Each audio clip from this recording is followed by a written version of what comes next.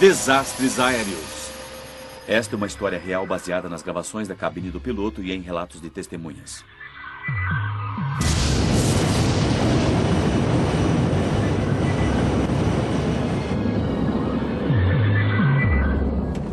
Não consigo ver nada. Droga, saímos do curso. Não consigo completamente fora.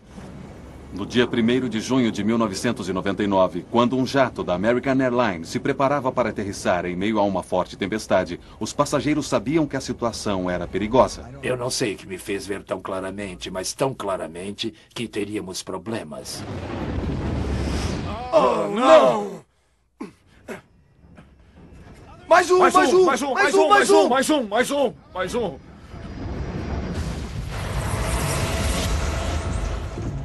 Eu gritava, saiam do avião! Corram! Saiam do avião! Não sei onde estamos, mas há uma estrada que dá a volta no aeroporto. Temos muitas pessoas feridas. Este filme conta a história de um desastre trágico e evitável. A investigação revelaria uma combinação mortal de erro de piloto, os efeitos devastadores de condições atmosféricas tempestuosas e uma corrida perigosa para manter o avião no horário. Revelaria também evidências perturbadoras de uma indústria imperfeita sob vários aspectos e que pode matar novamente a qualquer momento. American Airlines.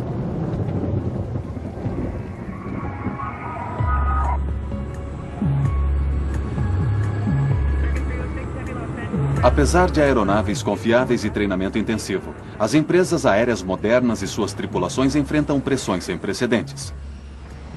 A intensa competição industrial exige que todo o sistema, desde os planejadores de voo aos pilotos, seja eficiente e pontual. As pressões que isso pode trazer representaram um papel vital na perda do voo 1420.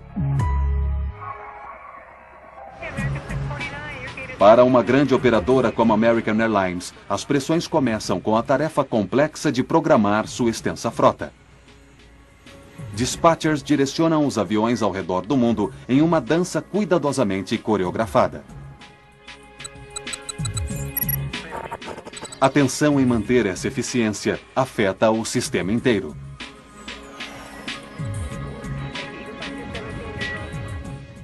É claro que a competição tornou-se muito intensa. Há uma grande pressão sobre os despachers, pilotos, atendentes de voo e basicamente toda a infraestrutura para concluir a missão e ganhar dinheiro. Todos os esforços são feitos para assegurar que nada rompa esses frágeis esquemas.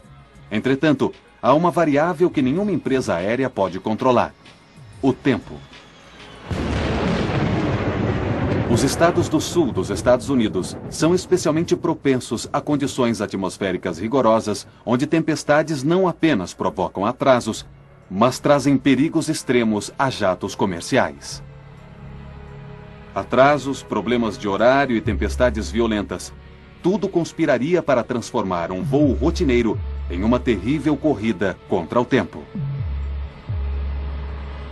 Aeroporto Dallas-Fort Worth. No dia 1º de junho de 99, o voo 1420 da American Airlines estava atrasado. O movimento da tempestade. Tudo está se deslocando para o sudeste, portanto, é isso mesmo. Temos uma noite tempestuosa a caminho. Centro de Operações da American Airlines. O atraso do voo 1420 pressiona os pilotos mesmo antes da decolagem. A responsabilidade de manter um horário apertado pode recair sobre a tripulação do voo. Despacho, por favor.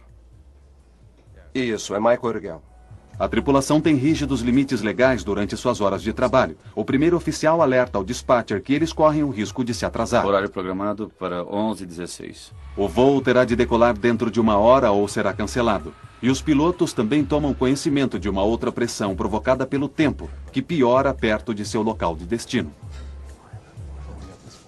Os pilotos tinham comunicado sobre o tempo que receberam antes de partirem de Dallas-Fort Worth, que lhes dava a previsão, os alertas das condições atmosféricas. O dispatcher e o capitão, preparando-se para o voo, examinaram as informações sobre o tempo e acharam que poderiam chegar a Little Rock antes do impacto das tempestades. Os 139 passageiros só queriam chegar em casa.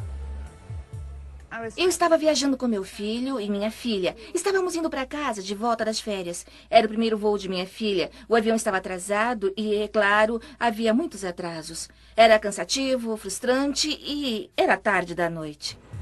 Logo começaram a perceber que o voo 1420 estava competindo com as condições atmosféricas. Quando nos chamaram para embarcar, queriam que nos acomodássemos depressa. Vamos, pronto. Sentem-se, coloquem os seus cintos. Vamos decolar. Eles mencionaram que o tempo entre nós e Little Rock estava ruim e queriam chegar antes que o mau tempo atingisse Little Rock. Finalmente, mais de 2 horas além do programado, o voo 1420 deixa Dallas. A tripulação desconhecia que as tempestades já estavam se movendo em direção a Little Rock. 40 minutos depois, o 1420 está a 160 quilômetros de seu destino. 30 minutos até Little Rock. Nesse ponto, a transcrição da caixa preta revela uma rotina calma e tranquila na cabine dos pilotos. American 1420, ainda quer mais baixo? Até agora tudo bem. Até agora tudo bem. American 1420, manteremos contato. O primeiro oficial no American 1420 era o Neil Hire. Ele havia recentemente completado o treinamento e tinha sido colocado em dupla em uma de suas primeiras viagens com seu capitão orientador. Portanto, temos um piloto bastante experiente sentado no assento esquerdo em dupla com Neil Hire. Bushman e Origel estão tranquilos enquanto planejam sua chegada e aterrissagem. 25 por 24 está em posição. Acha que essa coisa vai funcionar bem? Sim, estamos chegando ao peso máximo da aterrissagem. Tem uma lua lá fora. Ou será uma nave espacial? É a nave-mãe. Desativando o controle. Os pilotos estão bem atentos às tempestades à sua frente. O radar do tempo de bordo escaneia uma área do céu em forma de cone à frente do avião. As tempestades potencialmente fortes aparecem em vermelho. Aí está o nosso grande problema. Temos que chegar lá bem depressa.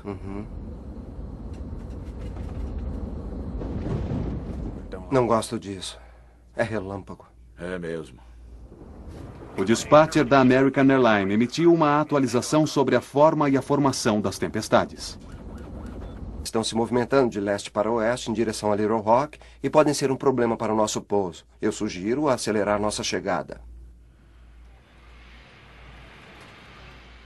O dispatcher deu a essa tripulação a informação sobre o tempo. Para ele, parecia que haveria um espaço, ou o que ele chamou de pista de boliche, onde você tem 2 tipos de tempestades, ou 2 tempestades com um espaço entre elas. E se a tripulação do voo conseguisse acelerar a sua chegada a Little Rock, provavelmente poderia chegar àquela abertura antes que as 2 tempestades se juntassem. À medida que o voo 1420 descia, o plano de vencer as tempestades estava em vias de dar errado. Os pilotos não tinham conhecimento de que as paredes da pista de boliche estavam se fechando.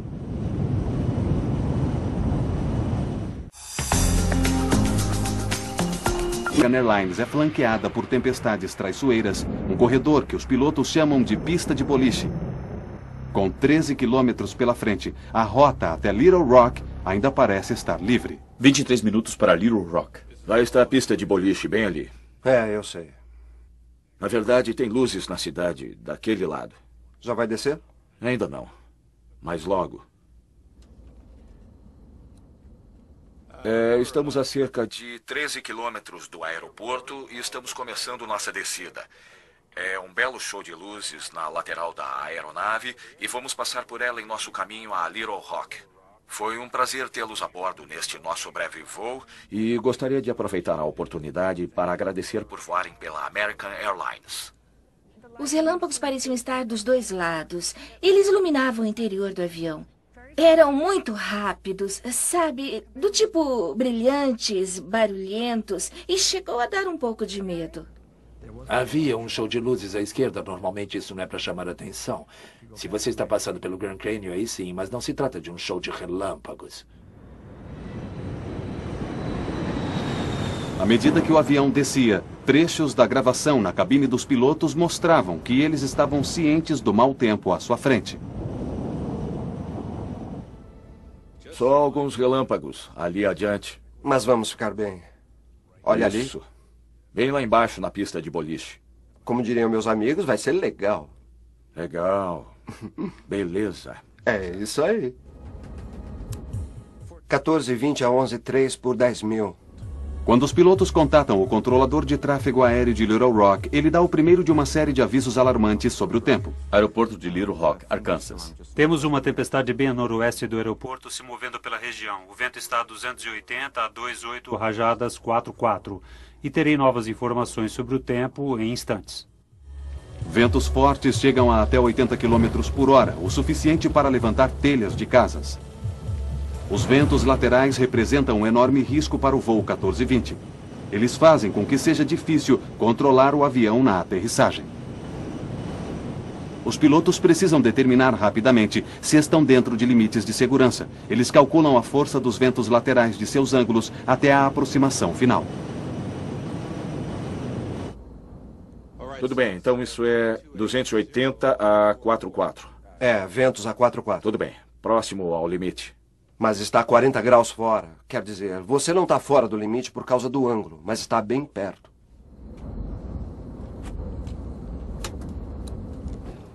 Comissárias, preparem-se para a aterrissagem, por favor. A atenção dos pilotos se volta agora para o mau tempo à frente. Ele disse que a tempestade está a noroeste do campo? É, ele disse noroeste. É. Tempestade com relâmpagos. Mas a tarefa de rastrear as tempestades que se movem fica mais difícil pela ausência de radares sofisticados em Little Rock. American 1420, seu equipamento é muito melhor do que o meu aqui. Como está a 22F? O que foi isso? Conseguimos ver o aeroporto, mas com bastante dificuldade. Devemos conseguir 22. Essa tempestade está se aproximando como seu radar está indicando. Só um pouco mais distante do que pensava. O controlador continua. Seu radar é melhor do que o meu e assim por diante. O controlador nesse acidente tinha um conjunto de radares monocromáticos ou basicamente quase um conjunto de radares preto e branco e não podia determinar a intensidade da tempestade. Alerta, ventos fortes.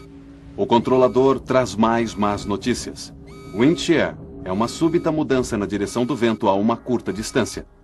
E é um dos elementos mais temidos de uma forte tempestade. Para combater os ventos que mudam constantemente, os pilotos são forçados a descartar sua aproximação anterior e começar de novo.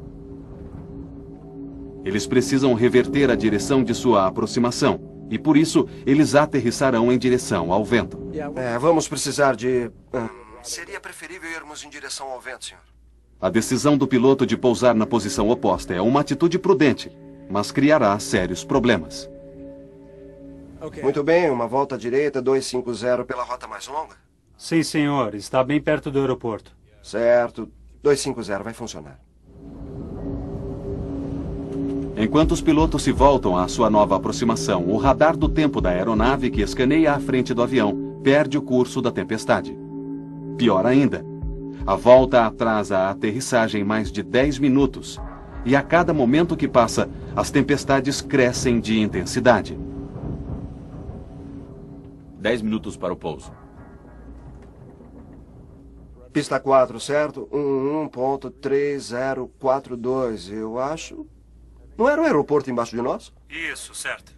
Trocando de pistas, mantendo o rastreamento das tempestades. Tudo isso aumenta demais a já pesada carga de trabalho dos pilotos. Certo, 2217 totalmente para baixo, perdida a aproximação. Volta à direita a 4.000. Vamos ver, você tem um aeroporto Eu não tenho um aeroporto. Estou dizendo que você tem o ILS. O ILS eu tenho. Pilotos fazem jus ao que ganham quando voam sob más condições. Quando o tempo piora assim de repente, a carga de trabalho começa a aumentar, porque é preciso avaliar as nuvens baixas, chuva, relâmpagos, tempestades, vento. Todos esses elementos começam a bombardeá-los à medida que se aproximam das imediações do aeroporto. American 1420, parece que a segunda parte da tempestade está se movimentando. O vento agora é de 340 a 16, soprando a 34. Com a tempestade piorando, os pilotos precisam chegar ao aeroporto o mais rápido possível. Quer aceitar a aproximação mais curta? É, mas só se você conseguir ver a pista, porque eu mal consigo vê-la. Olha, está bem ali. Tudo bem. Viu? Apenas aponte para mim na direção certa, então eu começo a diminuir. Me dê os flaps 11. As transcrições agora revelam crescente confusão na cabine de voo, à medida que o capitão faz o máximo para determinar a posição do aeroporto. Então, percebeu alguma coisa? Viu o aeroporto ali? Onde? Ali, tá vendo? Você tá no ponto certo para isso. Tá bem ali. Eu estou no ponto certo? É como uma curva descendente. Estamos indo e lá está, bem ali. Eu perdi ela. Não tenho como manter no visual. Os pilotos agora precisam abandonar sua aproximação visual direta e solicitar ajuda aos sistemas de instrumentos de aterrissagem de Little Rock. Mas isso atrasa ainda mais a aterrissagem. American 1420, aproximação. Certo, American 1420. Há uma nuvem entre nós e o aeroporto e nós perdemos o campo. Estamos em um vetor... Bem, basicamente estamos no último vetor que nos forneceu, que é como uma curva descendente. American 1420, se voar em direção a 220, eu levo você para o ILS.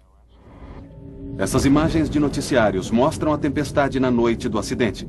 Nas pistas, a chuva forte compromete ainda mais a visibilidade. O capitão Bushman começa a ficar frustrado. Sabe, eu detesto voar assim à noite com um tempo desse, sem ter qualquer noção de onde estamos. O que realmente me incomodava era que eu sabia que estávamos cada vez mais baixo. E eu sabia que a chuva não iria passar e que nós estávamos sacolejando demais de um lado para o outro. Veja, estamos indo bem para o meio dessa coisa. Certo. American 1420 se aproximando. Eu sei que está fazendo o melhor que pode, senhor, mas estamos chegando muito perto dessa tempestade. E é preciso manter o controle. O avião estava balançando de um lado para o outro, estava ficando instável demais. Eu não sei que me ver tão claramente, mas tão claramente que teríamos problemas. Eu não sei o que provocou aquilo. Quando o voo 1420 se alinha para a aproximação final, eles estão indo direto para o centro de uma tempestade. A situação do voo 1420 está para ficar ainda pior.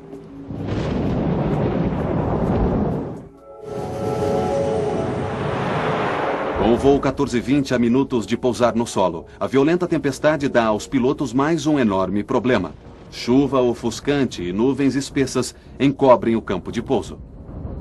A visibilidade da pista, conhecida como RVR, está apenas um pouco acima do limite regulamentado de 800 metros. Nós vamos direto para isso. American 1420, neste momento temos chuva pesada sobre o aeroporto. Não tenho informações sobre o tempo, mas a visibilidade é inferior a 1.600 metros e na pista 4 direita o RVR é 1.000 metros. A visibilidade está abaixo de 1.000 metros. Os pilotos não têm certeza de que seja seguro aterrissar. 1.000 metros? Confirmo 1.000, American 1420. Na 4 direita, correto? Correto, American 1420. Pista 4 direita, livre para pouso. Podemos aterrissar? 030 a 45, American 1420. 1.000 RVR. Não podemos aterrissar assim. Não 1.000, hein? O que precisamos? Não, 800 RVR. Tudo bem, é isso. É, isso mesmo. Certo. 15. Trem de pouso baixado. E luzes.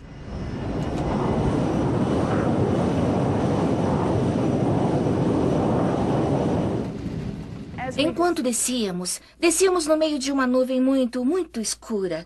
A chuva parecia vir na horizontal. Aparentemente, ventava muito, pois o avião estava balançando demais. Eu nunca vi isto antes. Apertei meu cinto, quase me incomodando. E eu estava tão preocupado que coloquei de novo meus sapatos e fiquei preparado. O que estava acontecendo me deixava muito nervoso. Os ventos laterais estavam acima do limite. Os pilotos poderiam ter se desviado para um outro aeroporto, mas não o fizeram, e o tempo ficava pior.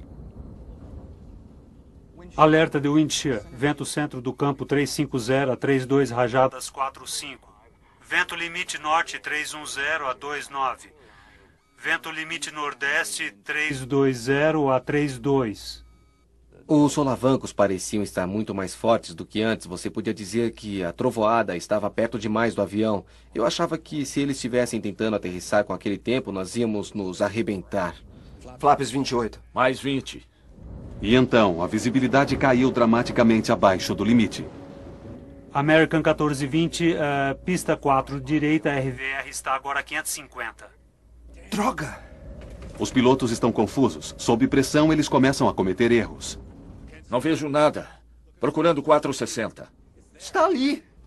Não conseguia ver nada. O vento jogava o avião violentamente. O vento lateral era tanto que fiquei com medo que fôssemos aterrissar sobre uma asa. Parecia que íamos cair de bico. A coisa estava feia demais. Quer flaps 40? Claro, eu já pedi.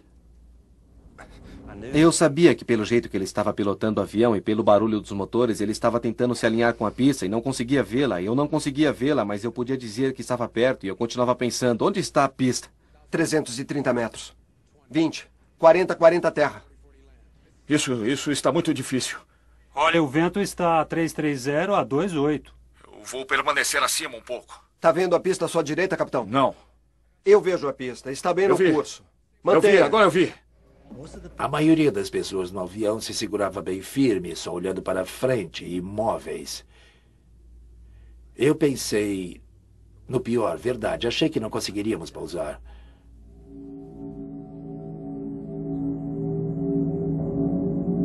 Em meio a uma forte tempestade, o voo 1420 está para aterrissar em Little Rock. Baixa visibilidade e ventos fortes tornam a aproximação final perigosíssima. Vento 330 a 25. 170 metros. Mais 20.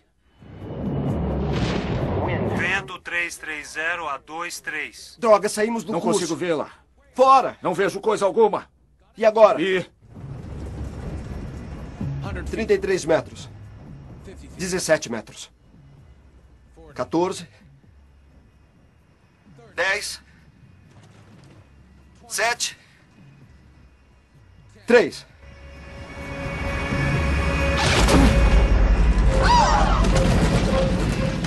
Atingimos a pista muito forte e não diminuímos. No chão! Patinando! Oh, não! Ainda estávamos indo muito, muito rápido e naquele momento pensei, estamos mortos. Os freios!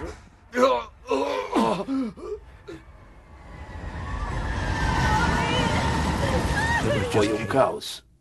Aterrorizante. Literalmente aterrorizante. Outro freio! Outro! Outro!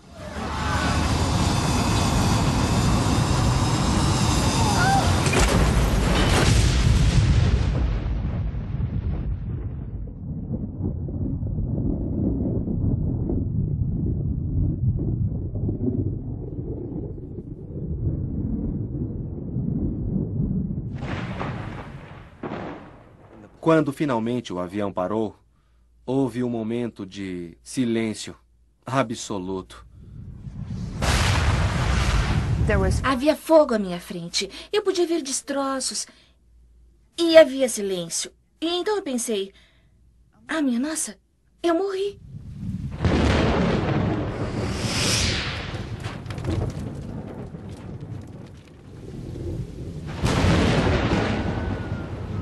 Naqueles minutos, eu ouvi um grito fraco. E senti que ficava cada vez mais alto, como se fosse um megafone.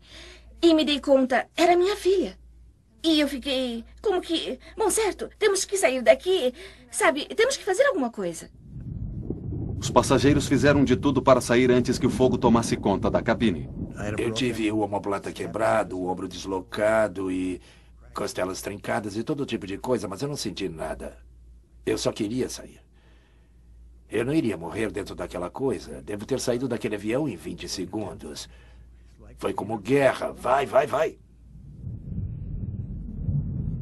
Eu gritava, saiam do avião. Corram, saiam do avião. Corram, corram, corram.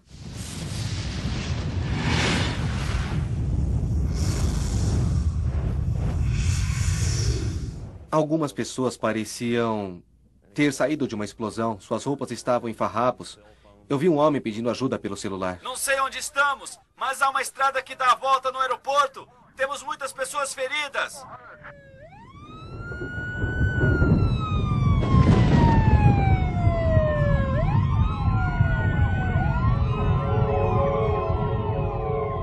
A mais de 160 km por hora, a aeronave ultrapassou o fim da pista, afundou em um aterro de 8 metros e bateu pesadamente contra uma estrutura de aço.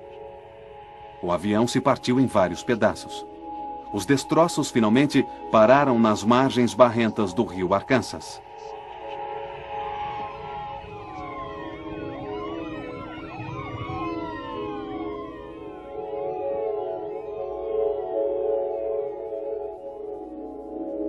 10 passageiros morreram no acidente. O capitão Bushman morreu instantaneamente quando sua cabine arrebentou contra a estrutura de aço. Foi uma vergonha eu não ter feito mais para salvar as pessoas. Esse é o meu pior pesadelo.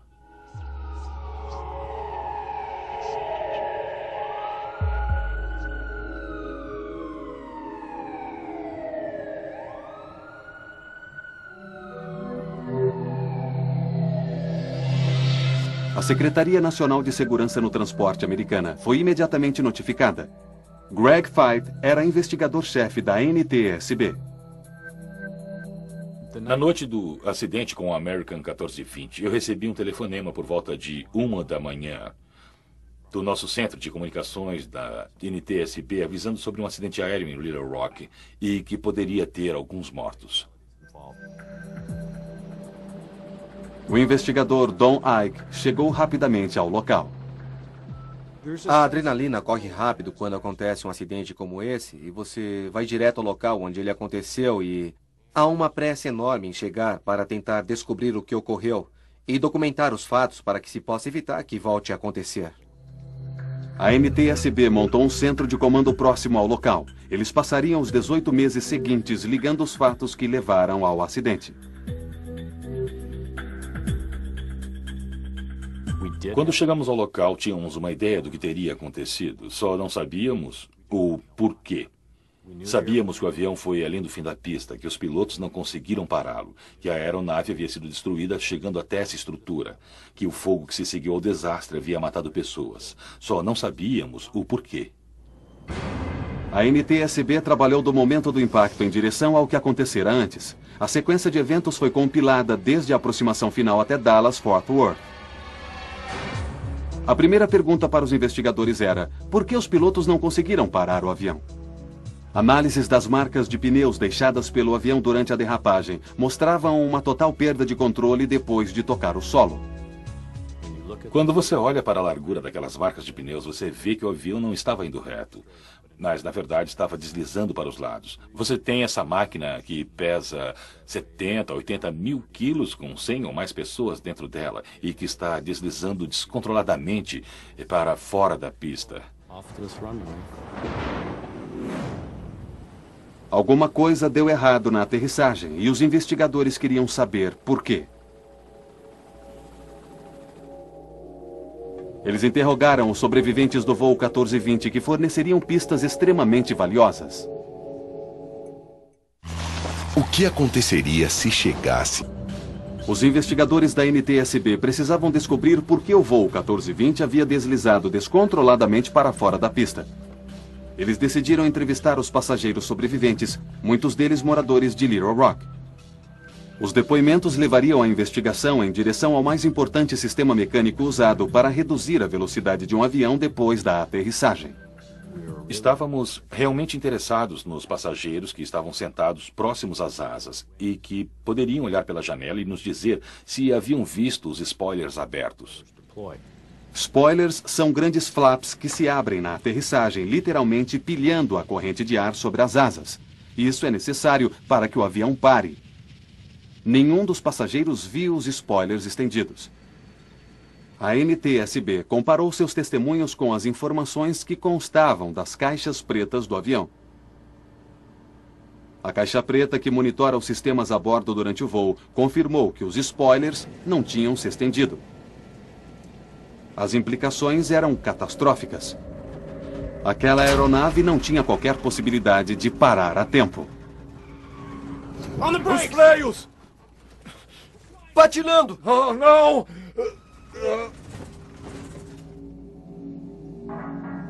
Assim, teria a falha na ativação dos spoilers sido um problema mecânico?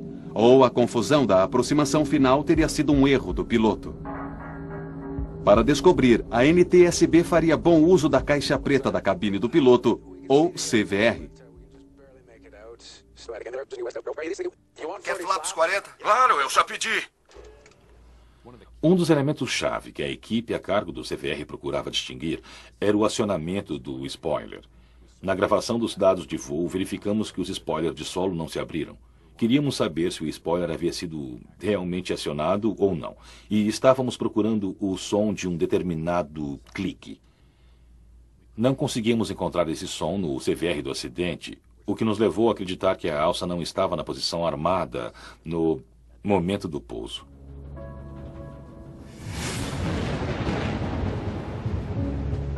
Extremamente ocupado na cabine, o piloto esqueceu de armar os spoilers. Se tivessem sido armados, a aeronave MD-80 teria ultrapassado a pista, mas teria parado antes de atingir a estrutura. Os pilotos cometeram erros graves e basicamente fatais, mas os investigadores queriam saber por quê. Eles suspeitavam que pressões anteriores ao voo haviam levado a tais erros. Eles voltaram sua atenção para as condições climáticas.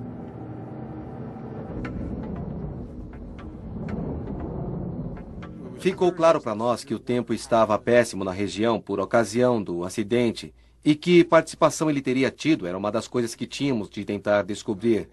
E compilando as imagens de radar e as observações, tentando juntar tudo aquilo, levaria semanas para obter essa informação. A NTSB queria saber qual o papel que o mau tempo havia tido no acidente e se os pilotos estavam completamente cientes do perigo. Estamos indo bem para o meio dessa coisa. Uma das preocupações que os pilotos têm ao tentar pousar um avião é ter certeza de que os ventos laterais que possam afetá-los não excedam a sua capacidade ou a capacidade da aeronave. Os ventos agora a 350, a 32, rajadas 45. Podemos aterrissar? Essa tripulação em especial tinha uma limitação. Não imposta por ela mesma, mas imposta pela empresa. E era de não ser permitido ultrapassar 10 nós de ventos laterais em pista molhada. Limitações relativas a ventos laterais são claramente estabelecidas no Manual de Operações. A tripulação do 1420 estava voando além dos limites regulamentares. Isso aqui tá uma confusão. Pista à sua direita, tá vendo? Não. Essa animação da NTSB mostra claramente os efeitos dos ventos, levando o capitão a fazer desesperadas manobras finais. Os ventos impactaram o voo. Se você olhar a animação, verá a luta contra o vento. Definitivamente nada bom. No chão! Os freios! Outro freio! Outro! Quando você começa a falar sobre pistas molhadas, tempestades, isso não é nada bom. Mas estavam os pilotos do 1420 cientes dos riscos provocados pelo tempo ruim? Para a NTSB, os perigos das tempestades eram muito claros. Em 94, um DC-9 foi vítima de um wind shear na Carolina do Norte. O avião se descontrolou a 80 metros e despencou lá de cima. Um Delta TriStar se chocou contra o solo depois de voar em meio ao mais violento tipo de wind shear que criou uma enorme corrente de ar descendente. Assim, a tripulação do 1420 deveria ter abortado a aproximação?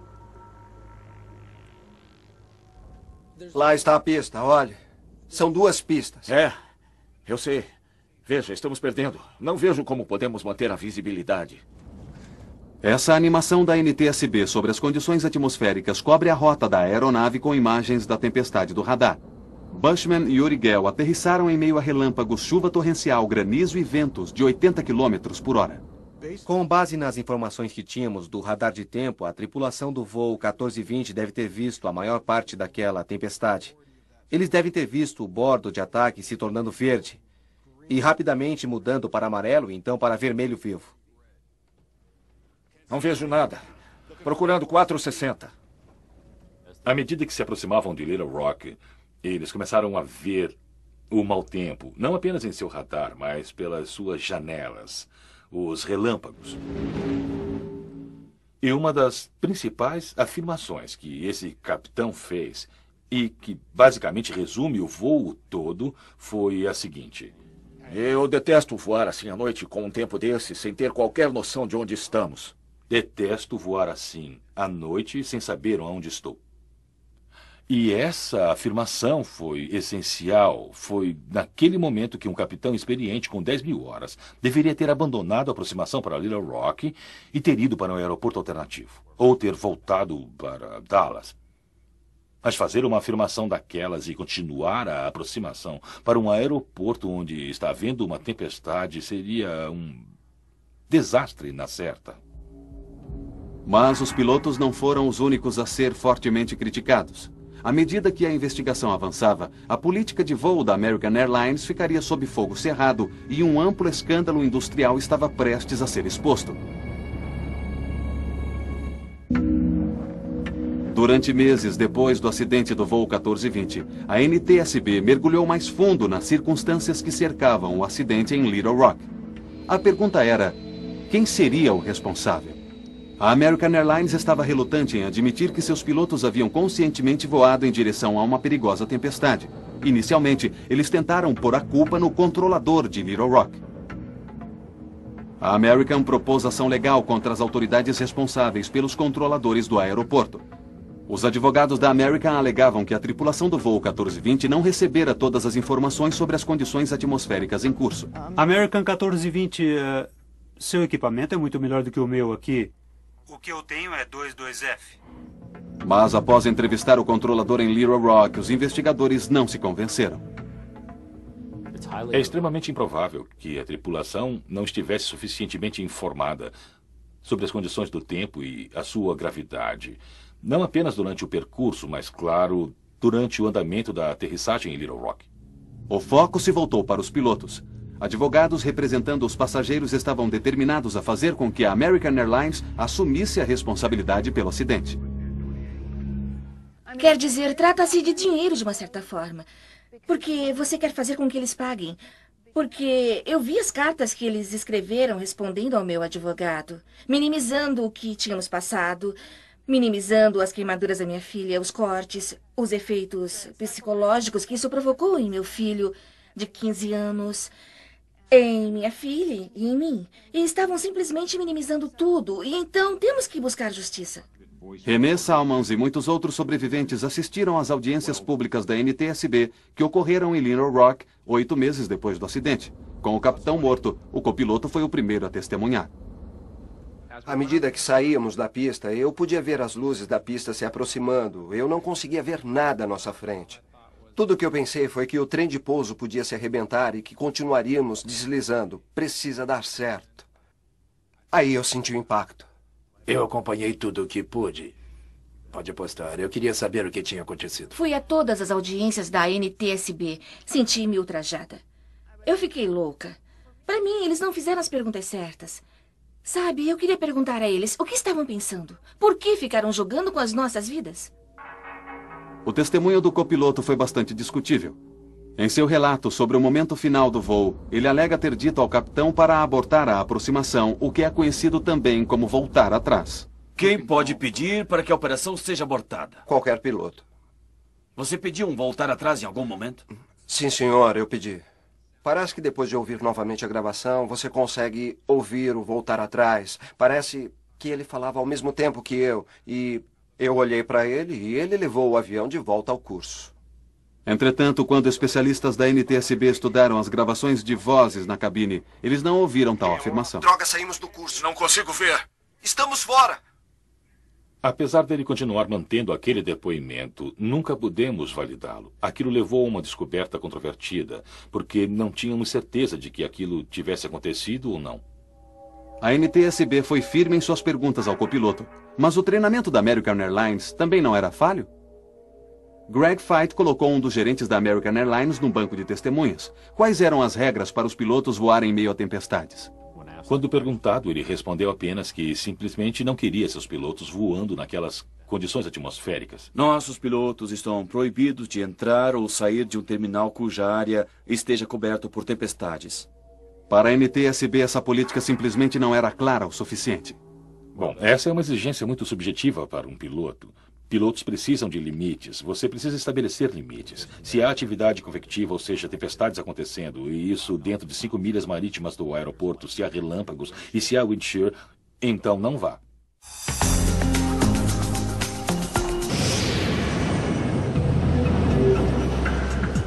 Quanto mais investigava, mais a NTSB descobria que voar sob tempestades era algo alarmantemente comum. Evidências extraordinárias dadas nas audiências revelaram que o problema era de toda a indústria. Especialistas do MIT passaram semanas gravando as rotas dos aviões aterrissando em Dallas-Fort Worth. Eles esperavam pelas tempestades e observavam como os pilotos reagiam. Sua animação marca em gráfico os aviões chegando para aterrissar com imagens de tempestades no radar. Qualquer coisa amarela ou laranja é uma tempestade potencialmente forte. Dos 2.000 encontros com tempestades, 2 de cada 3 pilotos voaram em meio à tempestade e aterrissaram sua aeronave. Fiquei muito surpreso com o depoimento na audiência pública. Considerando que eles voam com os melhores equipamentos, possuem o melhor treinamento e têm à sua disposição as melhores informações e continuam tomando decisões que colocam em risco a vida das pessoas, eu fico surpreso que eles tenham tentado fazer uma coisa daquelas. Os pilotos sabem que se entramos em uma tempestade, podemos não sair dessa tempestade. E se conseguirmos sair, pode acontecer de não sairmos inteiros. Por que tantos pilotos voam rumo ao perigo? Pesquisadores do MIT descobriram que os pilotos eram mais descuidados quando estavam atrasados, se era noite e se o avião à sua frente também voava sob mau tempo. No caso de Little Rock, 2 daqueles 3 elementos estavam presentes. Era noite e eles estavam atrasados.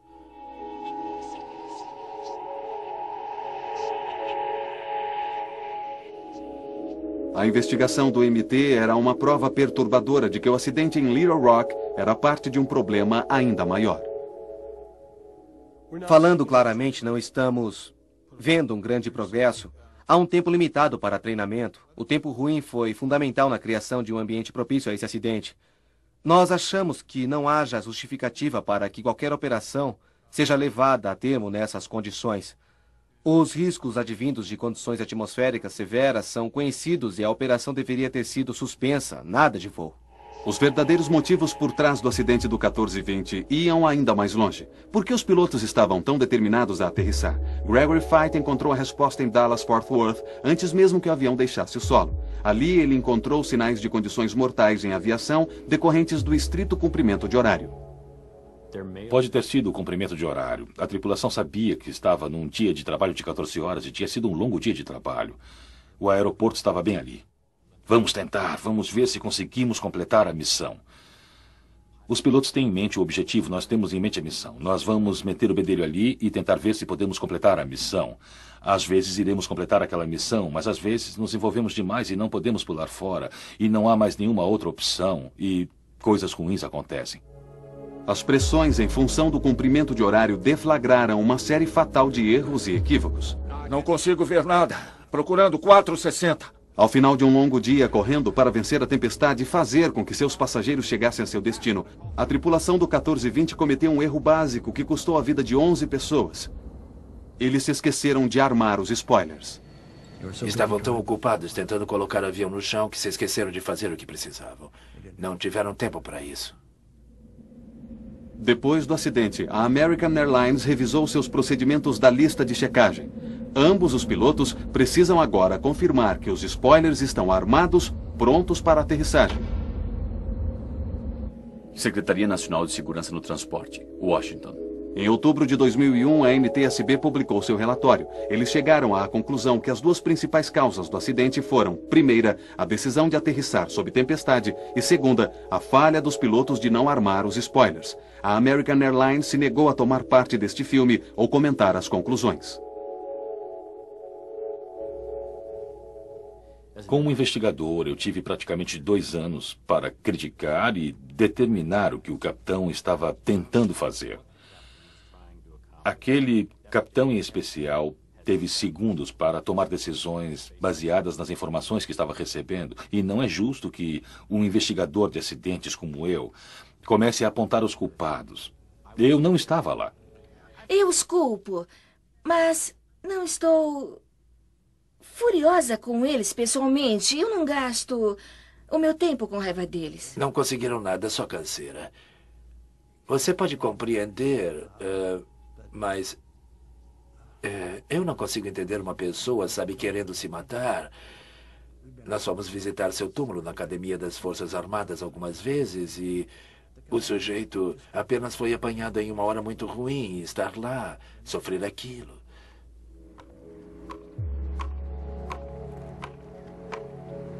Um ano após o acidente, os sobreviventes do voo 1420 se reuniram no local para lembrar aqueles que morreram. Para os passageiros que sobreviveram, os efeitos do acidente são duradouros e profundos. Nós, como família, trabalhamos muito e durante muito tempo para superarmos isso. Conversamos bastante. Muitos relacionamentos terminaram. Você descobre quem são os seus verdadeiros amigos. Eu não consegui esquecer o que aconteceu com as pessoas no avião. A vida é uma coisa preciosa e, sem dúvida alguma, estamos aqui por um breve espaço de tempo e, de repente, sua vida parece ter a duração de apenas 1,5 segundos. Me perguntam se eu estou bem. Eu não estou bem. Não, nunca estarei bem. Que negócio é esse de estar bem? Somos diferentes. Eu lido com isso. A vida é assim mesmo. O dia seguinte aconteceu. Quando Adam e eu estávamos no hospital, e Samantha, Adam e eu nos levantamos e olhamos pela janela e mal podíamos acreditar que a vida continuava. Não dava para acreditar, ver os carros passando, ver um dia ensolarado e ver que a vida continuava, porque para nós a vida havia parado.